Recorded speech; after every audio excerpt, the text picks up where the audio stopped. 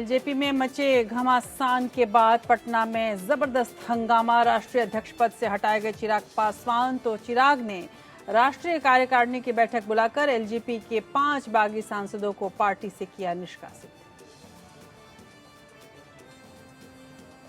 उत्तर प्रदेश में विधानसभा चुनाव से पहले चढ़ता जा रहा है सियासी पारा। बड़ी टूट की कगार पर है बहुजन समाज पार्टी। मायावती को अखिलेश यादव फिर देंगे झटका। बीएसपी से निष्कासित विधायकों से मिले अखिलेश। अयोध्या में राम मंदिर के लिए जमीन खरीद विवाद पर ट्रस्ट ने केंद्र को सौंपी रिपोर्ट। रुपयों में अंतर क्यों, इसका जवाब दिया। कहा जमीन की खरीद के लिए नियमों का हुआ पालन। विपक्ष की तरफ से जानबूझकर देश की जनता में फैलाया गया भ्रम। और दिल्ली दंगे मामले में दिल्ली हाईकोर्ट ने देवांगना कलिता, नताशा नरवाल और आसिफ इकबाल तन्हा को दी जमानत। कहा केस में कोई दम नहीं। कोर्ट ने कहा कि सरकार के खिलाफ प्रदर्शन आतंकवाद नहीं, विरोध के दमन से लोकतंत्र पड़ेगा खतरे में। भारत चीन सीमा पर गलवान घाटी में हुई हिंसा की पहली बरसी। देश के लोगों ने हिंसा में शहीद हुए जवानों को दी श्रद्धांजलि। भारतीय जवानों ने चीन के सैनिकों को दिया था करारा जवाब।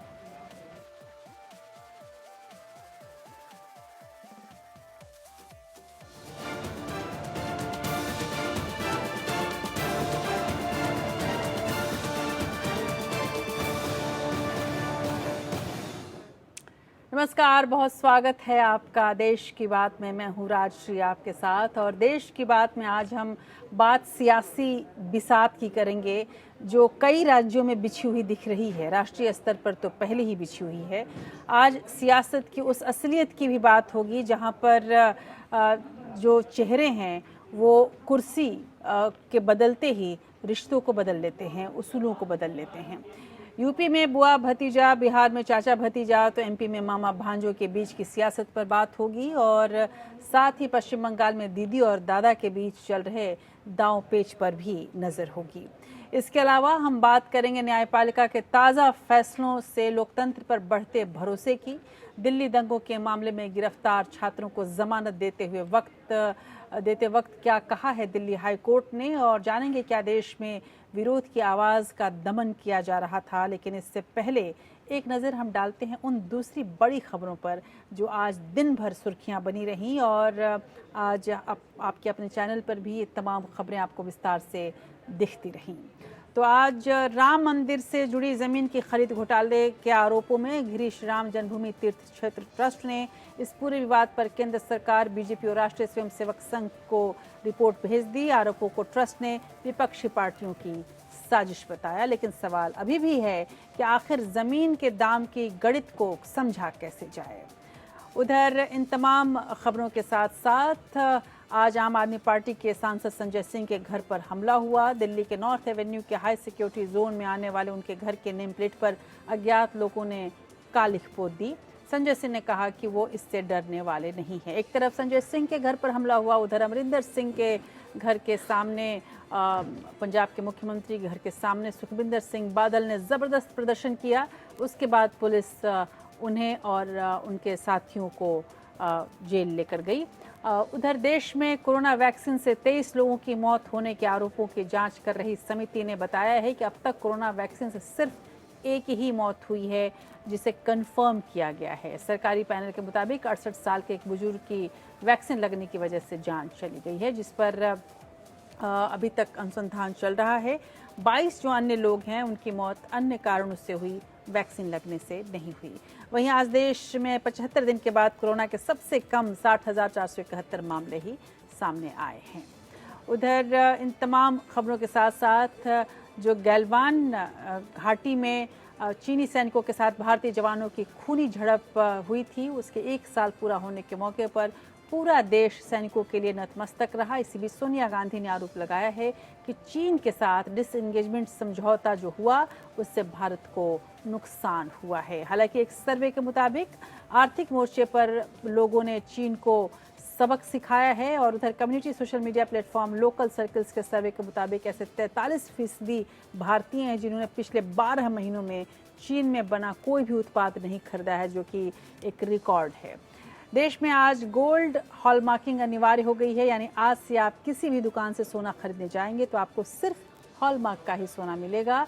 सभी ज्वेलर्स को सिर्फ 14 कैरेट, 18 कैरेट और 22 कैरेट वाले गोल्ड की बिक्री की ही इजाज़त मिली है। अगर कोई भी ज्वेलर बिना हॉलमार्किंग के गोल्ड ज्वेलरी बेचता पाया जाता है तो 1 साल की जेल के अलावा उस पर गोल्ड ज्वेलरी की वैल्यू की 5 गुना तक पेनल्टी भी लगाई जा सकती है। तो चूंकि त्योहारों का मौसम आ रहा है, शादियों का मौसम आ रहा है, तो उसके पहले एक बड़ा फैसला कहा जा सकता है। तो ये तमाम बड़ी खबरें तो हैं, लेकिन दरअसल आज पूरे देश की नज़र जिस पर रही और जिस पर है अभी भी, वो है उस सियासी बिसात पर जो अन्य राज्यों में बिछी हुई है, जो आने वाले भविष्य के अंदेशे भी दे रही है, उम्मीदें भी बंधा रही है। कुछ लोगों की उम्मीदें बंध रही हैं, कुछ के दिल आशंकाओं से धड़क रहे हैं कि इस बिसात पर कौन प्यादा बना है, कौन राजा है, कौन मोहरा है। चलिए देखते हैं अपने इस खास रिपोर्ट के साथ। तो देश की बात की शुरुआत सियासत की बिसात के साथ।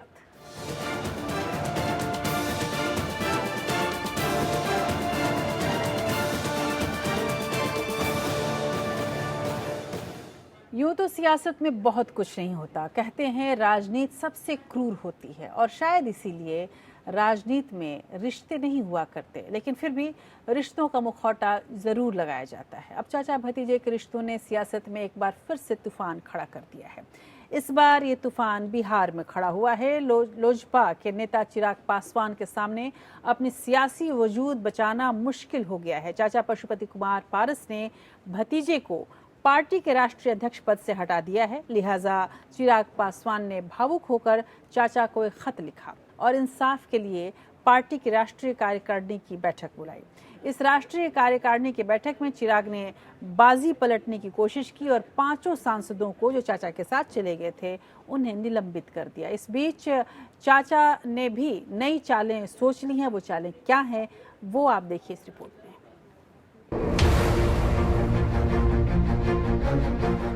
घर को ही आग लगी घर के चिराग से कम चाचा पशुपति पारस तो चिराग को ही जिम्मेदार मानते हैं। इसलिए रामविलास पासवान की विरासत की सुरक्षा के लिए उन्हें भतीजे को ही पार्टी अध्यक्ष पद से बेदखल करना पड़ा। इसलिए पारस चाचा को पार्टी के 6 में से 5 लोकसभा सांसदों ने संसदीय दल का नेता चुन लिया। लोकसभा स्पीकर ओम बिड़ला ने भी तुरंत पार्टी के संसदीय दल के नेता की मान्यता भी दे दी। मने कि अब Chirag Paswan LJP parliamentary party के लीडर नहीं रहे। चाचा और चंद नेता दरअसल रामविलास पासवान के न रहने पर पार्टी की कमान चिराग के हाथ आने से संतुष्ट नहीं थे। चाचा से रिश्ते तो उसी दिन खराब हो गए थे जब नीतीश के खिलाफ बगावत से पशुपति कुमार पारस को मंत्रिमंडल से अलग होना पड़ा था। फिर सत्ता से बढ़कर कोई रिश्ता नहीं होता। वहीं चिराग मोदी शाह का वरद हस्त पाकर खुद को बिहार के भावी मुख्यमंत्री के तौर पर देखने लगे और बगैर किसी से मशवरे से पार्टी के सभी फैसले भी लेने लगे। बिहार विधानसभा चुनाव में एनडीए से अलग लड़ने का फैसला भी चिराग का ही माना जाता है, जिसमें एलजेपी को बड़ी हार देखनी पड़ी थी। लिहाजा चिराग के सामने अब हार ही नहीं वजूद का संकट भी खड़ा हो गया है। मैं एनडीए में के साथ था और मैं आज भी हूँ। मैं गठबंधन में रहूंगा, गठबंधन धर्म का पालन करूंगा। जहाँ तक बिहार सरकार की बात है तो हमारी जो सोच है, हमारा जो ये है, उसके मुताबिक मैं बिहार के मुख्यमंत्री श्री नीतीश कुमार जी को मैं अच्छा लीडर मानता हूँ। चिराग खुद चलकर चाचा के घर पहुँचे, लेकिन उनका स्वागत गर्मजोशी से नहीं किया गया। 2 घंटे तक इंतजार कराकर बेरंग लौटा दिया गया। यहाँ तक रामविलास पासवान की पत्नी यानी चिराग की मां का भी चाचा के खेमे ने कोई लिहाज नहीं किया। रीना पासवान को अध्यक्ष बनाने के चिराग के प्रस्ताव को भाव नहीं दिया गया। हार कर चिराग ने अब राष्ट्रीय कार्यकारिणी की बैठक बुलाई है। वो अभी चाचा के मन में भतीजे के लिए प्यार जगाने की उम्मीद कर रहे हैं। वो एक पुराना खत साझा कर रिश्तों में सियासत हटाने की कोशिश में है, लेकिन चाचा ने तो भतीजे को भुलाकर कुर्सी पाने के लिए नीतीश की तारीफ के पुल बांधने शुरू कर दिए। किसी से हम दोस्ती करेंगे, किसी से प्यार करेंगे, किसी से नफरत करेंगे। इसका परिणाम ये हुआ कि बिहार में एनडीए गठबंधन कमजोर हुआ और लोक जनशक्ति पार्टी बिल्कुल समाप्ति के कगार पर चला गया। अब हमारे दल में 6 विधायक, 6 सांसद हम लोग हैं पांचों सांसद की इच्छा थी 6 महीना से कि हमारी पार्टी का अस्तित्व खत्म हो रहा है, इसलिए पार्टी को अब बचा लीजिए। तो मैं पार्टी तोड़ा नहीं हूँ, मैं पार्टी को बचाया हूँ। लेकिन ये मानने को तैयार नहीं है कि सियासत में कोई रिश्ता नहीं होता। यही वजह है कि नीतीश को हाशिए में डालने के लिए चिराग के इस्तेमाल करने वाले मोदी शाह आज चिराग की टिमटिमाती सियासत लॉ को बचाने की बजाय खामोश हैं।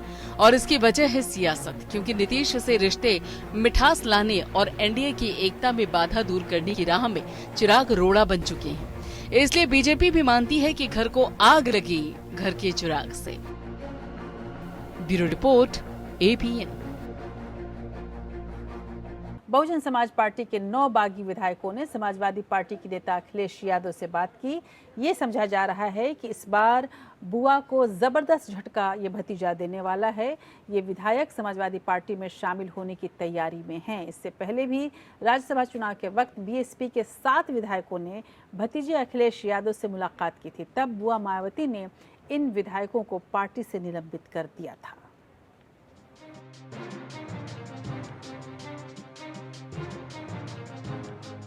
2019 के लोकसभा चुनाव का वक्त था।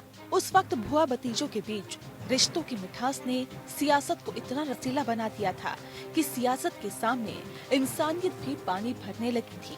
भतीजे अखिलेश यादव से मिलकर भुआ मायावती गेस्ट हाउस कांड की कड़वाहट तक भूल गई थी और लगने लगा था कि उत्तर प्रदेश में दलितों और पिछड़ों के बीच सामाजिक समरसता की सोशल इंजीनियरिंग के सामने बीजेपी आरएसएस की रणनीति नहीं चलेगी। लेकिन ऐसा न हुआ। बीएसपी को कहते सुना गया कि यादवों ने वोट ट्रांसफर नहीं किए तो सफाई भुनभुनाते रहे कि दलितों के वोट बीजेपी को ट्रांसफर करवा दिए गए। बहरहाल भुआ को ज्यादा फायदा हुआ और समाजवादी पार्टी को भारी नुकसान। फिर भी भुआ ने नतीजे आने के तुरंत बाद भतीजे से रिश्ता तोड़ लिया। लेकिन भतीजे को सियासत ने फिर मौका दिया। बीएसपी के 9 बागी विधायक अखिलेश से मिलने पार्टी के दफ्तर पहुंचे। भतीजे ने भी दिन दहाड़े पार्टी के दफ्तर में बागियों से मुलाकात कर भुआ को अपनी राजनीतिक हैसियत का एहसास दिला दिया। बहरहाल बागियों को पुचकार कर अखिलेश भुआ को पहले भी संदेश दे चुके हैं। राज्यसभा के चुनाव के वक्त 11 विधायकों से मुलाकात की थी, लेकिन भुआ ने आनंद फानन में उन्हें निलंबित कर दिया। लेकिन भुआ के निगाहों में बच्चे अखिलेश ने अब अपने सियाने होने की एक और मिसाल दे दी है। इससे पहले वो अपना दल की नेता अनुप्रिया पटेल की छोटी बहन से भी मुलाकात कर चुके थे। यही नहीं, अखिलेश ने हाल ही में लालू और राबड़ी से भी मुलाकात की। समझा जा रहा है कि अखिलेश इस बार सियासी संभावनाओं की तलाश का कोई भी मौका नहीं छोड़ना चाहते। वहीं भुआ भी इस बार राज्य के बाहर पंजाब में बीएसपी का हाथी दौड़ाना चाहती हैं। उन्होंने एनडीए की सहयोगी पार्टी रही अकाली दल से चुनावी गठजोड़ का मन बना लिया है, लेकिन यूपी के बारे में अपने पत्ते अभी तक नहीं खोले हैं। अब सियासत की जानकार भतीजे पर बुआ के वार का इंतजार कर रहे हैं। Bureau report, APN. तो दरअसल सियासत के रिश्ते इंसानी रिश्तों से अलग होते हैं। इंसानी रिश्तों की मुखौटों में सियासत की जाती है। पश्चिम बंगाल में दीदी से बगावत करके अलग हुए मुकुल रॉय अपनी सियासत बचाने के लिए ही टीएमसी में वापस लौट आए हैं। लेकिन दीदी के सबसे करीब माने जाने वाले एक वक्त में शुभेंदु अधिकारी अब दीदी के खिलाफ मोर्चा खोलकर बैठे हुए हैं। अपनी ही सियासत बचाने में वो भी जुटे हैं। उधर दीदी भी दादा की सियासत को खत्म करने का बीड़ा उठाए हुए हैं। समझा ये जा रहा है कि बीजेपी के करीब 2 दर्जन विधायक तृणमूल कांग्रेस में शामिल हो सकते हैं और इसके कतार में वो खड़े हैं। इतना ही नहीं, आप यदि राष्ट्रीय स्तर पर भी देखें या कांग्रेस के अंदर भी देखें तो वहाँ भी हाल कुछ ऐसा ही है, जहाँ पर जो लोग पुराने थे, जो वफादार थे, जो अपने थे, आज वही दूर खड़े हैं, वही विरोध कर रहे हैं। कोई ऐसा है जो बेटे को नहीं पसंद करता, माँ को समझाता है। कोई ऐसा है जो माँ को पसंद नहीं करता, बेटे के साथ खड़ा है। देखना ये है कि आखिर अब ये ऊँट किस करवट बैठता है। लेकिन कुल मिलाकर ये ज़रूर कहा जा सकता है कि इनसे उम्मीद न रख, ये हैं सियासत वाले, ये किसी से भी मोहब्बत नहीं करने वाले। आज जिस तरह से अदालत में एक मामला सामने आया, उस मामले को लेकर अभी तक आपने तरह तरह की खबरें देखी होंगी, लेकिन आज शायद वो सारी खबरें झूठी और बौनी साबित हो रही थी। पिछले साल दिल्ली में हुई हिंसा के मामले में दिल्ली हाई कोर्ट ने पिंजरा तोड़ ग्रुप के सदस्य नताशा नरवाल, जेएनयू की छात्रा नताशा और जामिया के स्टूडेंट आसिफ इकबाल तन्हा को जमानत दे दी। कोर्ट ने आरोपों में कोई दम नहीं बताया। इस दौरान कोर्ट ने दिल्ली पुलिस को यूएपीए के गलत इस्तेमाल पर को भी आड़े हाथों लिया। कोर्ट ने कहा कि सरकार का विरोध आतंकवाद तो नहीं है। कोर्ट ने यह भी कहा कि राज्य के संवैधानिक रूप से मिले विरोध के अधिकार और आतंकवादी गतिविधि के बीच में जो धुंधली सी लाइन है, उसे धुंधला कर दिया गया है। अगर ऐसा धुंधलापन बढ़ता है तो लोकतंत्र बेहद खतरे में पड़ जाएगा।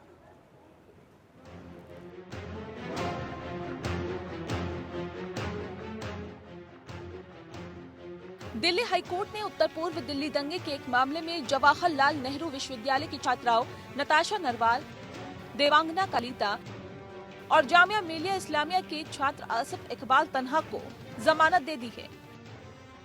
इन लोगों को पिछले साल फरवरी में दंगों से जुड़े एक मामले में गैर कानूनी गतिविधियां रोकथाम कानून या यूएपीए के तहत गिरफ्तार किया गया था।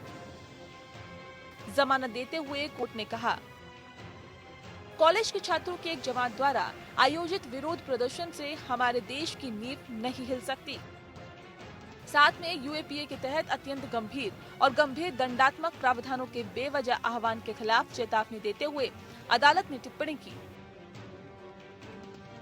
इस तरह का दृष्टिकोण संसद के उस इरादे और उद्देश्य को कमजोर करेगा जो कि राष्ट्र के अस्तित्व के खतरों के खिलाफ कानून बनाने के लिए है।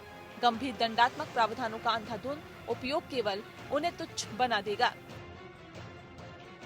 तन्हा के जमानत आदेश में अदालत ने यूएपीए की धारा 15 के तहत आतंकवादी अधिनियम वाक्यांश के दायरे पर विस्तार से चर्चा की और कहा कि इस शब्द का इतना हल्का इस्तेमाल नहीं किया जा सकता कि ये आतंकवादी अधिनियम के अत्यंत जघन्य अपराध को तुच्छ कर देगा।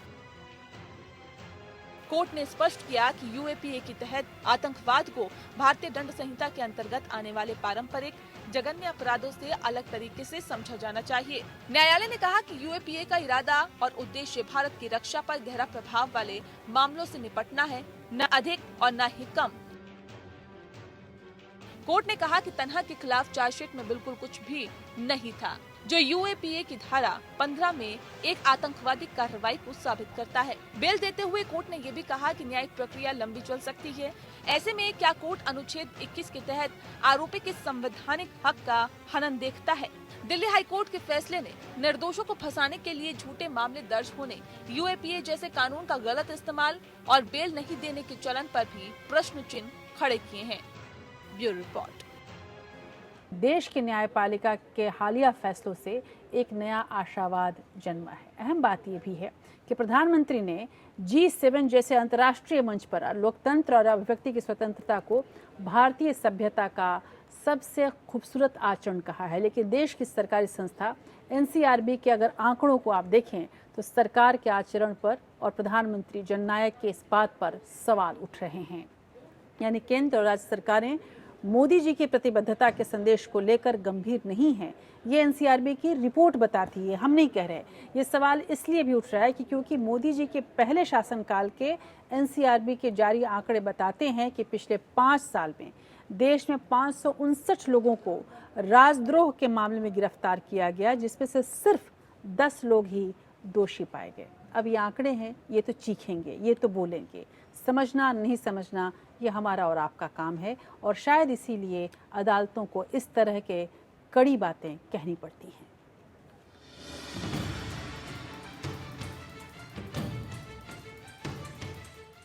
चुप्पी सबसे बड़ा खतरा है जिंदा आदमी के लिए, लेकिन कोविड में मारे गए लोगों के लिए सवाल उठाना जिंदा लोगों के लिए खतरा बन चुका है। वो तो अच्छा हुआ कि NCRB के पास पिछले 2 साल के आंकड़े नहीं हैं, वरना राजद्रोह और आतंकवाद के आरोपों में गिरफ्तारियों की तादाद मोदी जी की कथनी और करनी में फर्क के फासले को और बढ़ा देती। छात्रों की एक संस्था पिंजड़ा तोड़ की नताशा नरवाल को पैरोल पर अपने पिता के अंतिम संस्कार के लिए छोड़ा गया था और उन्हें फिर जेल जाना पड़ा था। वहीं पर्यावरण कार्यकर्ता दिशा रवि को भी टूल किट मामले में गिरफ्तारियों को लेकर सरकार पर सवाल उठे थे। राष्ट्रीय अपराध अनुसंधान ब्यूरो के मोदी जी के पहले के शासनकाल के आंकड़े बताते हैं कि उन 5 साल के दौरान राजद्रोह के कानून का किस कदर इस्तेमाल हुआ। इन मामलों में देश भर में 326 मुकदमे दर्ज किए गए और 559 गिरफ्तारियां हुई, लेकिन अब तक सिर्फ 10 लोग दोषी पाए गए। हाल ही में सुप्रीम कोर्ट को आंध्र प्रदेश पुलिस की ओर से 2 टीवी चैनलों के खिलाफ राजद्रोह के आरोप में कार्रवाई करने पर रोक लगानी पड़ी। मशहूर टीवी पत्रकार विनोद दुआ के खिलाफ हिमाचल प्रदेश में दायर राजद्रोह के मुकदमे को 3 जून को सुप्रीम कोर्ट ने खारिज कर दिया। अदालत ने कहा कि पत्रकार को सुरक्षा पाने का अधिकार है। दिलचस्प बात यह है कि उन्होंने अपने एक टीवी कार्यक्रम में मोदी सरकार की आलोचना की थी, जबकि हाल ही में मोदी जी ने लोकतंत्र और अभिव्यक्ति की आजादी के पक्ष में दुनिया के 7 सबसे बड़े देशों के समूह G7 में अपने आदर्शवादी भाषण से सबको अभिभूत कर दिया। वहीं लक्षद्वीप के प्रशासक प्रफुल्ल पटेल की नीतियों पर आवाज उठाने पर फिल्मकार आयशा सुल्तान पर राजद्रोह का मुकदमा दर्ज हो चुका है। आज के दौर में राजद्रोह कानून को देशद्रोह कानून के नाम से ज्यादा जाना जाने लगा है। आईपीसी की धारा 124A के तहत यानी राजद्रोह कानून के तहत सरकार के खिलाफ बोलने या समर्थन करने पर 3 साल की सजा से लेकर उम्र कैद तक की सजा हो सकती है। वहीं एनसीआरबी के आंकड़े बताते हैं कि 2019 तक यानी पहले 5 साल में मोदी जी के कार्यकाल के राजद्रोह के आरोप में गिरफ्तार लोगों में ज्यादातर 18 से 45 साल की उम्र के ही युवा थे। और तो और राजद्रोह के ज्यादातर मुकदमे बीजेपी शासित राज्यों में ही दर्ज किए गए। इनमें सबसे ज्यादा 22 केस कर्नाटक में, दूसरे नंबर पर असम की सर्बानंद सोनोवाल सरकार है जिसने 17 केस दर्ज किए, तो तीसरे पर जम्मू कश्मीर में जहां 11 मामले दर्ज किए गए। 2019 में जम्मू कश्मीर में राष्ट्रपति शासन लगा था और अप्रत्यक्षतः केंद्र सरकार का ही शासन है। सरकार के विरोध पर जेल भेजने का रिवाज कुछ इस कदर चल पड़ा है कि प्रशासन पर भरोसा न होने के बाद कहने पर जेल भेजा जाने लगा है। कश्मीर घाटी में गांदरबल के सज्जाद राशिद सोफी ने उपराज्यपाल के सलाहकार से बातचीत के दौरान टिप्पणी की थी और विभिन्न समूहों के बीच शत्रुता को बढ़ावा देने के अपराध में उन पर आईपीसी की धारा 153 के तहत मामला दर्ज कर लिया गया। देश में विरोध की आवाज बुलंद करने की कोशिशों को दबाने की बात आम हो चली है। हालात तो ये हैं कि 2014 में सत्ता पाने के लिए जिस बीजेपी ने सोशल मीडिया को अपना विजय रथ बनाया था, उसी बीजेपी की मोदी सरकार और ये कंपनियां आज नए आईटी नियमों को लेकर आमने सामने हैं। इन नियमों के अमल को लेकर ट्विटर की गुड़गांव स्थित कार्यालय पर दिल्ली पुलिस ने छापा मारा था। तब ट्विटर ने अभिव्यक्ति की आजादी पर खतरे को लेकर चिंता जताई थी। हालांकि अब धंधे के लिए कंपनियां सरकार के नियम मानने को मजबूर हो गई हैं, लेकिन इससे तय हो गया है कि सरकार पर सवाल उठाना जिंदा आदमी के लिए खतरा माना जाने लगा है। अंशुमान त्रिपाठी, APN। बिल्कुल, और इसी खतरे का आभास शायद वर्षों पहले अवतार सिंह संधू पाश, जो कि बहुत मशहूर कवि हैं, उनको हो चुका था और शायद इसलिए उन्होंने लिखा कि सबसे खतरनाक होता है मुर्दा शांति से भर जाना, तड़प का न होना, सब कुछ सह जाना, घर से निकलना काम पर और काम से घर कर लौट आना, सबसे खतरनाक होता है हमारे सपनों का मर जाना। तो सपने नहीं मरने चाहिए। मुर्दा शांति से यदि हम भर गए तो प्रजातंत्र खतरे में ज़रूर आ जाएगा और ये बात हम सबको समझने की ज़रूरत है। जो गलत है, जो समाज के लिए, आपके लिए, हमारे लिए गलत है, चाहे वो किसी के का भी फैसला हो, उसके खिलाफ खड़ा होना ही हमारी ताकत है और तभी हम शायद सच्चे भारतीय हैं।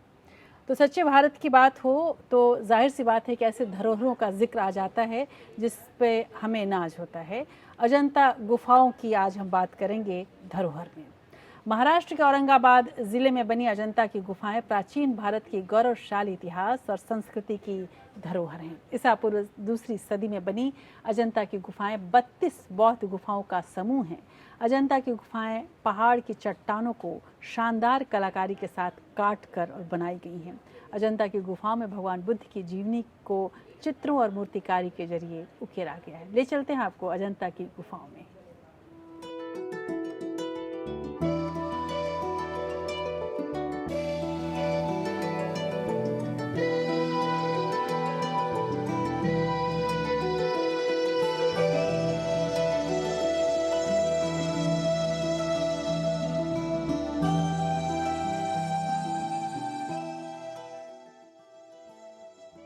अजंता की गुफाएं बौद्ध धार्मिक कला की प्राचीन धरोहर हैं। चट्टान काटकर अजंता में बनाई गई ये गुफाएं चैत्य यानी मंदिर या प्रार्थना करने की जगह हैं और बौद्ध भिक्षुओं के रहने के लिए बनवाई गई थीं। अजंता की गुफाएं भगवान बुद्ध के जीवन के बारे में बताती हैं। इसमें से उनके पिछले सांसारिक जीवन और जातक कथाओं दोनों के बारे में बताया गया है। भारत में बनी पहली पेंटिंग के शुरुआती अवशेष हैं। इसे यूनेस्को ने विश्व धरोहर स्थल घोषित किया है। महाराष्ट्र और औरंगाबाद से करीब 107 किलोमीटर दूर स्थित जंगली पेड़ पौधों से घिरी अजंता की गुफाएं दक्कन के पठार के ज्वालामुखी लावा को काटकर बनाई गई हैं। ये गुफाएं अर्धचंद्राकार रूप में फैली हुई हैं। अजंता की गुफाएं 32 बौद्ध गुफाओं का समूह है, जिसमें 26वीं गुफा अजंता में मौजूद गुफाओं में सबसे बड़ी है। 26वीं गुफा में भगवान बुद्ध की एक ऐसी मूर्ति बनी है जिसमें वह 80 साल के हैं और लेटी हुई अवस्था में है। इसमें ऊपर दिखाया गया है कि दैवी शक्तियां भगवान बुद्ध के आने की खुशियां मना रही हैं और नीचे उनके जाने पर शिष्य शोक मनाते हुए दिखाए गए हैं। अजंता में मठ 8वीं सदी ईस्वी तक चलाए गए थे। इसके बाद ये गुमनामी में चला गया। 1819 तक उनके बारे में कोई नहीं जानता था। लगभग 1000 साल तक भूमि में दबे रहे और 1819 में फिर से उत्खनन करके इन्हें दुनिया की नजरों में लाया गया। Bureau report.